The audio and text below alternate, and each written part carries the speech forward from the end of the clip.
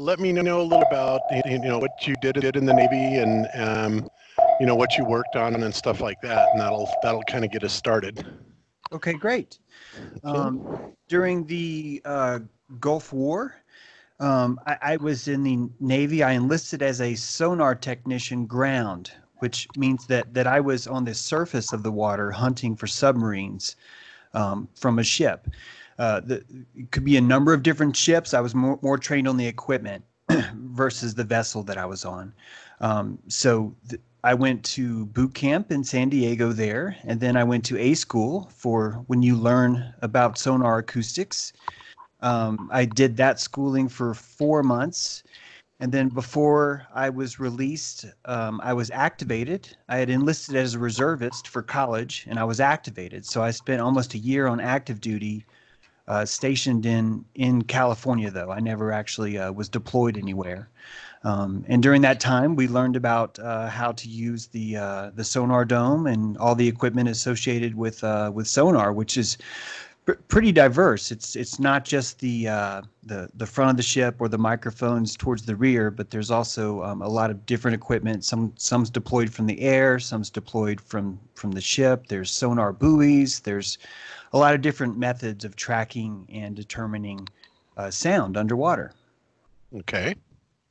Interesting. Yeah, it sounds, well, other than the sound and anything like that, I mean, I know it works on a very similar principle to radar, and that of course is what I did in the Air Force. So, but obviously we could not pick up sounds with the radar, so a little bit different. So in your occupation with the Navy, was that something that required you to have a security clearance? Yes, I had a secret clearance in the Navy, and that's why I can't tell you about the equipment that I worked on, or even my office. I couldn't even really go into details about because of that clearance. Okay, yeah, and I understand that, and I definitely don't want to ask you to break that security clearance for sure. In the job, would it make you consider that what you did do there might be related to flat Earth in some way? During my time in the Navy, it never once occurred to me that there could be any other possibility that we would have to have lived on a ball Earth. So it wasn't in the purview of anyone around me. It was just never even something ever talked about.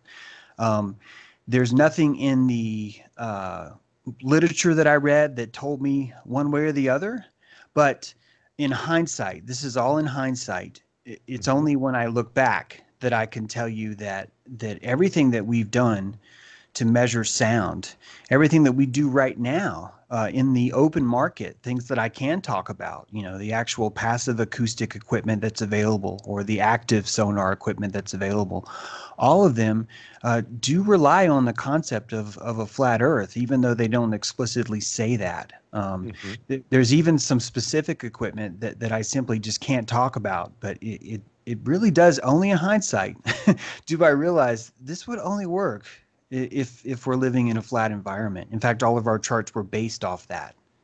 Right. Yeah, and that doesn't surprise me at all, because so were the radar charts that we worked off of. So in sonar, obviously, if you're in a submarine or something like that, what kind of ranging did you have? I mean, how far away could you actually detect targets with the sonar? Well, technically, you could hear a target for as far away as, say, 1,000 miles. Wow. It's gonna depend on there's a SOFAR. There is a channel. You might be familiar with this because the same thing exists in the troposphere, I think. I mean, in the atmosphere, there is a channel where the pressure causes sound to move slower than anywhere else. And underwater, that's met through pressure, temperature, salinity. There's an optimal curve there, which actually causes a slowdown of sound as sound passes through that SOFAR channel. So that channel acts as a sort of an underwater internet for whales, for really anything. Anyone who wants to communicate underwater could pump their sound into that SOFAR channel, and it's going to travel for thousands of miles. To me, that alone is a flat Earth proof. There is a consequence of sound being wrapped around a donut versus sound being able to just permeate straight. However, it's not exact enough where I've gotten in enough arguments with people where I can't just like flip this card over and go, haha, see here, Right. here's the perfect proof for that. So that's just one element of underwater acoustics. There's really two types of sonar. There's an active sonar and a passive sonar. And so in active mode, you would be sending a pulse or a signal or an oscillation out from your transducer, and then listening for the time it took for that pulse to get back. That would give you a very active, not only vector of where your target is, but more specifically, it would give you a distance and a range. And that's really is what's crucial for underwater. Meanwhile, on passive side, all you can really do is detect a vector of where something's coming from. You can't really range it from there. But the primary meat, the stake that I'm bringing to this conversation is that there is something called acoustic shadows. And these acoustic shadows, I'm sure there's the same thing in the radar. There are radar shadows where if you're hitting a direct target, anything behind that target is going to be blind. And it's just simply, it would be the easiest thing in the world for submarines to hide over the curve. I don't see how they would ever be able to be found simply because they could stay low enough on the bottom where there's always a hump of earth between them and the person trying to hunt them. So essentially anything over, say, 10 to 15 miles, which would give you, 60 to 100 foot plus of curvature, theoretically, they would be in that blind spot for the sonar. Exactly. And what I'm quoting here, this is all standard. You can Google this and look it up. This is just, how any kind of underwater submarine you would buy off the market, their sonar equipment, or if you were to build your own.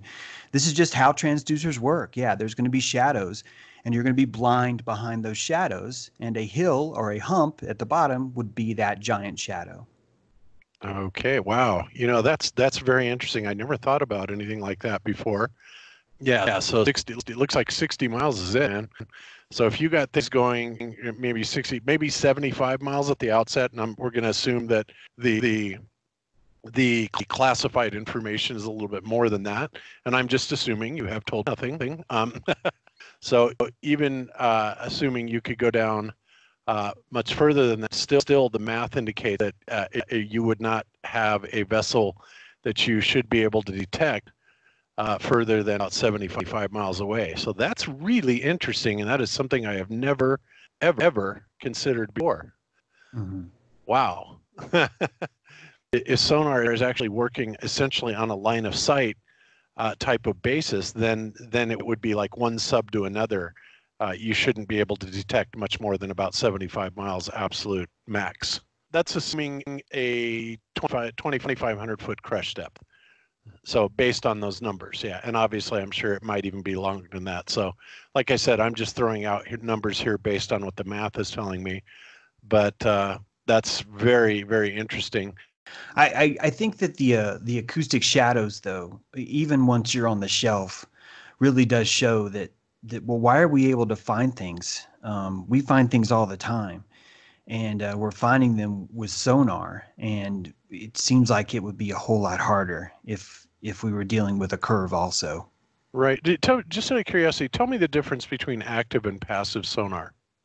So active sonar is you're sending out a pulse, and since you're the originator of the sound, you know exactly what time you sent it. And Mm-hmm. because of that, you now are able to reverse engineer the passive sonar, which is listening. That's just simply listening. You're able to then reverse engineer. I said, hey, 10 seconds ago, and here I just got it back. And because of that, now you can really track in and dig in on that vector, and you'll know exactly how far away something is. In other words, you're able to hear all kinds of stuff, and for all you know, some things could be coming from 1,000 miles away if they're in that SOFAR stream, Exactly. like you mentioned. Okay, but when you go active, you're sending a pulse out, you're starting a coherent oscillator, timing it just like radar, exactly how radar works, and you're timing that pulse to return to you, and based on the Doppler effect, then you are able to calculate its distance and also speed. when you ping it a couple times, you can extrapolate the speed as well. Yeah. It really does, only in hindsight do I realize this would only work if we're living in a flat environment. In fact, all of our charts were based off that.